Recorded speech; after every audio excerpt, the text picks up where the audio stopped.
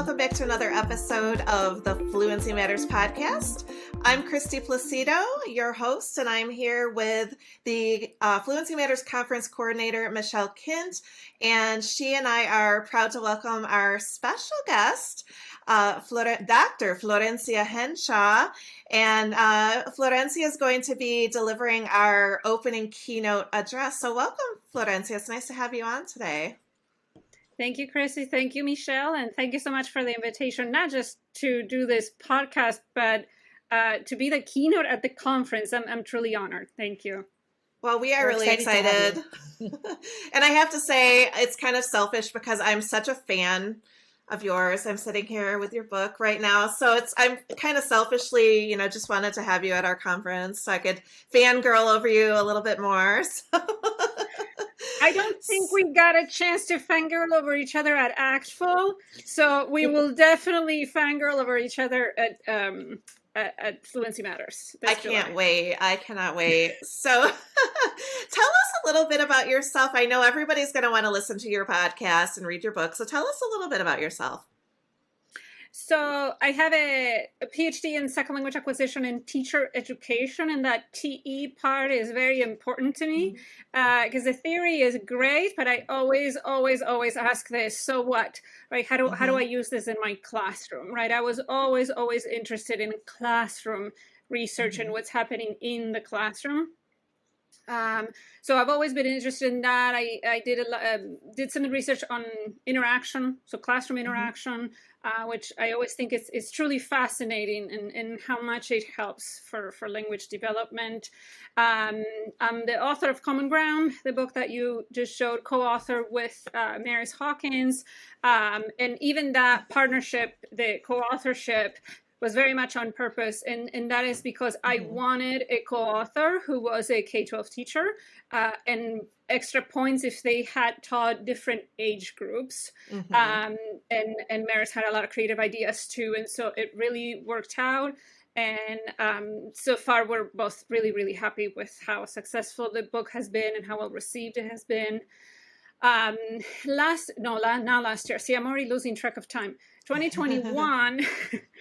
I started a YouTube channel called Unpacking Language Pedagogy, which originally had like a horrible title, something like, let me read that article for you. And that is because even when I was in grad school, I was like, I wish somebody could read the article and just tell me the gist of it. I'm a much more visual oral person, not so much I'm going to sit and read 20 pages or 30 pages of academic writing.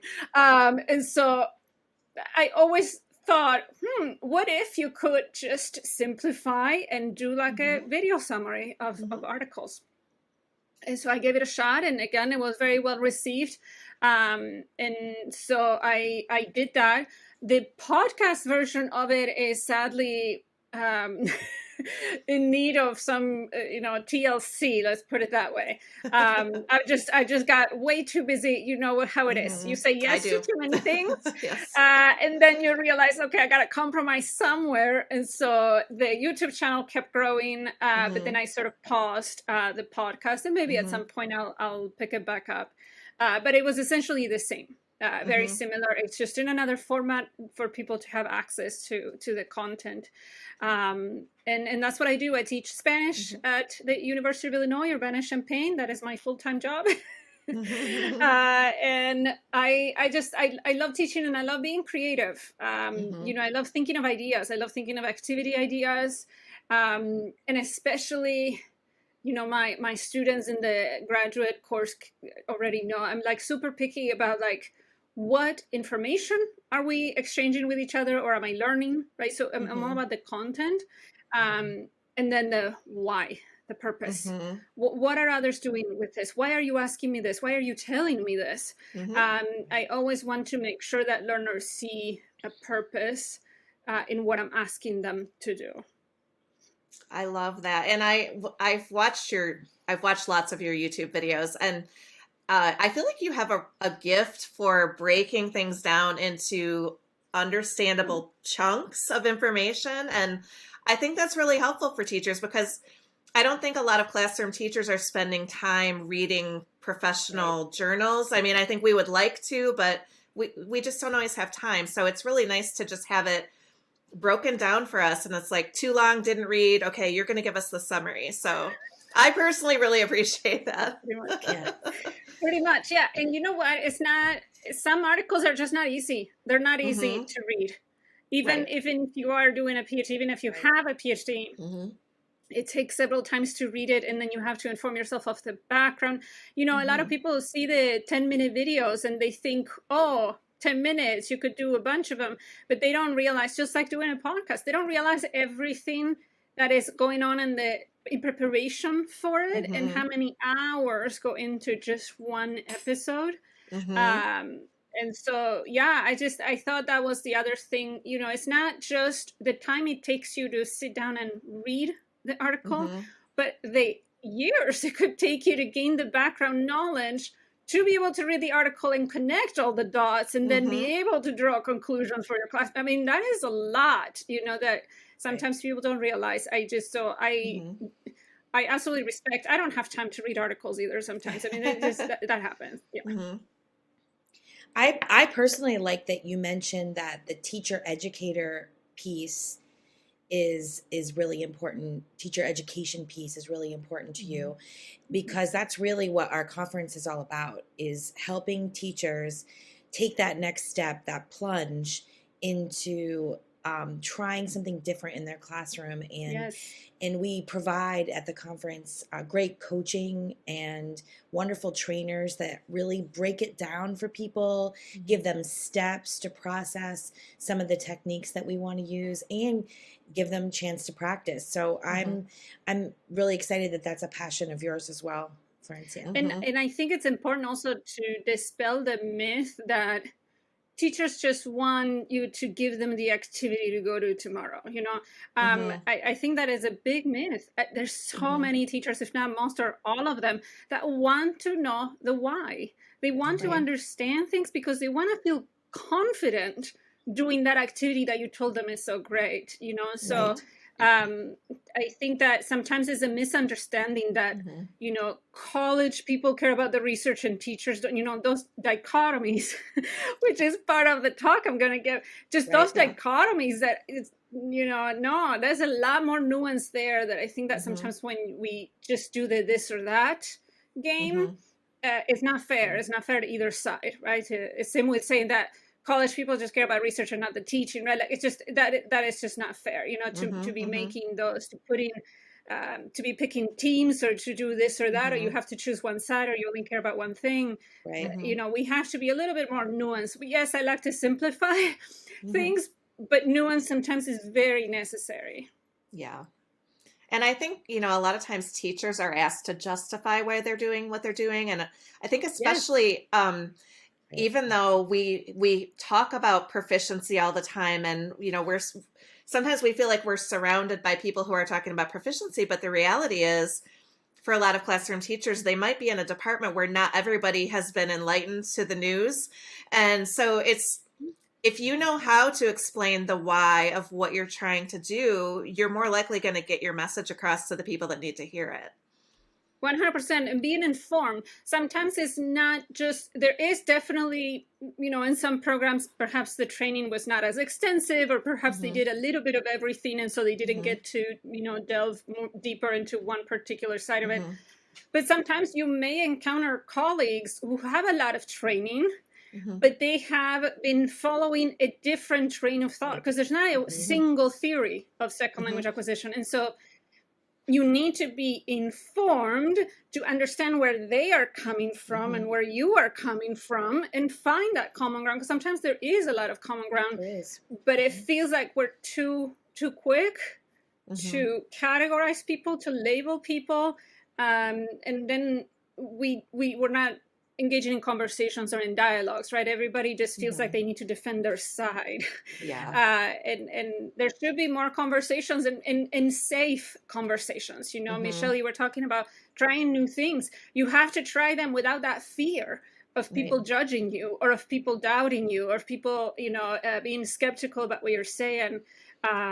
And so I think that that's part of what I want to be able to do with my keynote in 45 minutes, but just to be able to emphasize the importance of understanding some of these concepts in a way that is not so emotionally charged.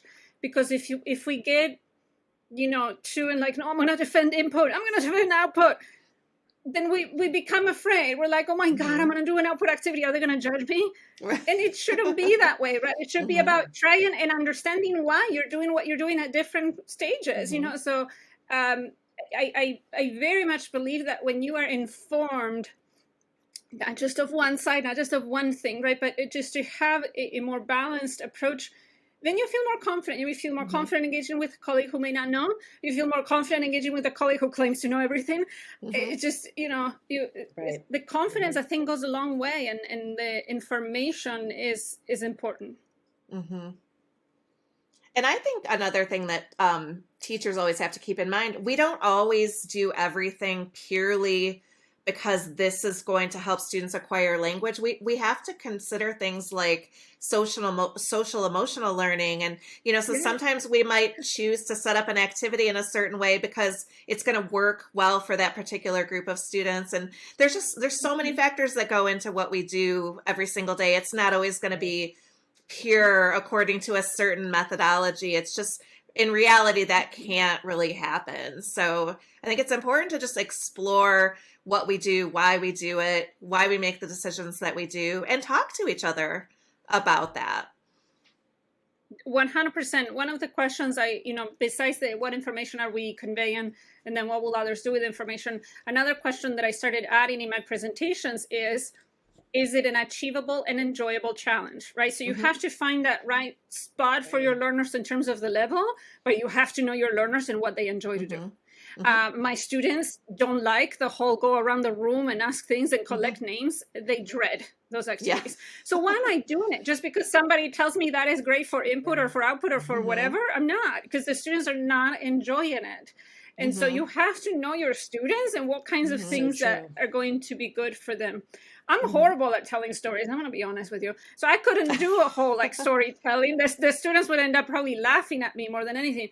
But it's just because it would be so awkward that the energy would be off, right? And so you have to find what is an enjoyable challenge for everyone involved, both you and the students. And that is, there's no formula for it. That is the part of the art of teaching. Yes. So, Florencia, you mentioned some dichotomies, and I don't want to give away your whole keynote because we definitely want to keep that, sacred for our conference. But we, in language teaching, there are a lot of sides, a lot of people that are coming at it from different sides, like we talked about. And what do you see as one of the big ones that you're going to maybe talk about? You don't have to go into depth, but what do you think it is, and why I think we've kind of covered that already, why some of these messages are so important. But what's another one that you have noticed is a big one for our community? And these are things that in the field of second language acquisition and research, this is what has fueled so many studies, right? Dichotomies usually are. But I see it a lot in teaching and in teaching communities, language teachers. One is the one that I just mentioned, the whole input and output, right? As complete dichotomies, and almost like you have to pick a side, or you have to choose one, and one is good and one is bad, or one is necessary, the other one is not. And then there's a lot of this, is this or that, right? It's like, which one do you choose? And I think that if we don't fully understand what we mean by input and output, if we don't fully understand what functions they may have, if we don't fully understand areas where there might be some overlap, if we don't fully think about why some people are saying things like output doesn't contribute to acquisition. Why are they saying that, right? Does it mean that they're wrong? No, here's where the nuance comes in, and we cannot be, just talking past each other and it's either right or wrong all the time, right? So that's one definitely that I will unpack. And then the other one, probably no surprise, and this is something that, SLA loves to debate, is the whole, not even should be, to me, it's not even a dichotomy, but it has been presented as a dichotomy, which is form and meaning, right? So it's either You either focus on meaning, no grammar. Don't even say grammar. Grammar is a bad word, right? Or you're like form, grammar, you're traditional, right? Like all of a sudden you went to the other extreme of the pendulum, right? And I think that people almost have these emotional reactions or associations with it, where meaning is good. And then you talk about form and grammar, especially the word grammar. And people have an emotional reaction to the word, right? Mm-hmm. Because we have these associations of drill, of explanations, right?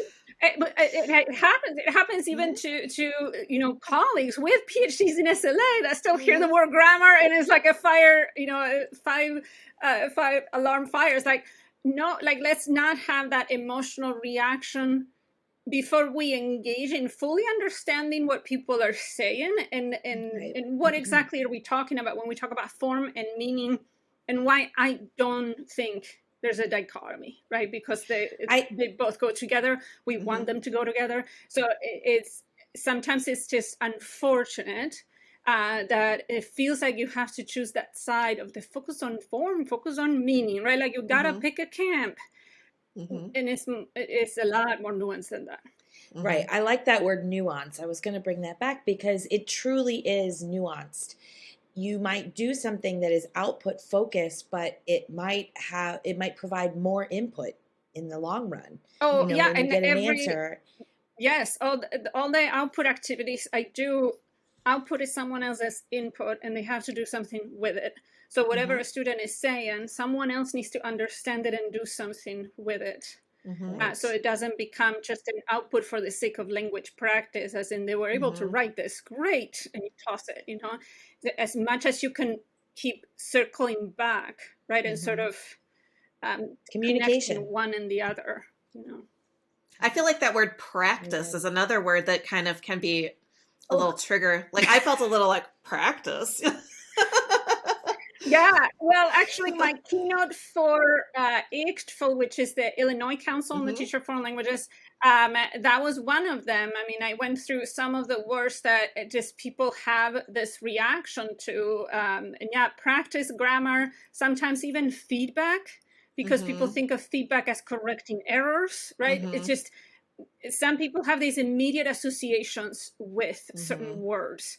And then the nuance sort of gets lost. But believe me, I've had lots of conversations about the word practice. And I always push back because I don't think there's any word or term in particular that, I mean, except for maybe drill.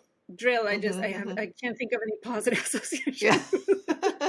I'm open, but I'm struggling to come up with one right now. Except for drill, I would say, even practice, I understand where it's coming from. And sometimes it's coming from a very well-meaning place. So instead of jumping to say, you said practice, let's listen to each other. Let's understand what that person is visualizing when they say practice. Right. And I think that a lot of times, 99% of the time, I think that we're on the same page, right? And especially, I still believe most of us have the same goal. And we cannot lose sight of that goal and how much we want to help students. We want to help students to develop communicative ability in the language. We cannot lose sight of that goal. And so if we keep focusing so much on the differences, the different terms we use, the different approaches or the different preferences we may have, we lose sight of all that we actually do have in common. Yeah. And we're all on the same team, so we shouldn't fight with each other, right? Exactly. Yes. Well, I really appreciate that message, Florencia. I think it is important for us to find our common ground, find the things that make us who we are, and that we do what we do for the good of our students and for language acquisition. So I do appreciate that, and I'm excited to hear your keynote this summer. Me too. July 18th. All right, thank Fluency you. Matters Conference. Yes, thank you so much for being with us today. And I know our listeners are really going to enjoy hearing everything that you have to say. And so everyone who's out there listening, I would just like to remind you that you can get in touch with us by emailing fluencymatters2023@waysidepublishing.com, or you can connect with Fluency Matters on any social media platform that you prefer. So thanks again to Florencia. It's been great talking with you. Thank you. Thank you both so much. Thank you. See you in July. We'll see ya. Bye.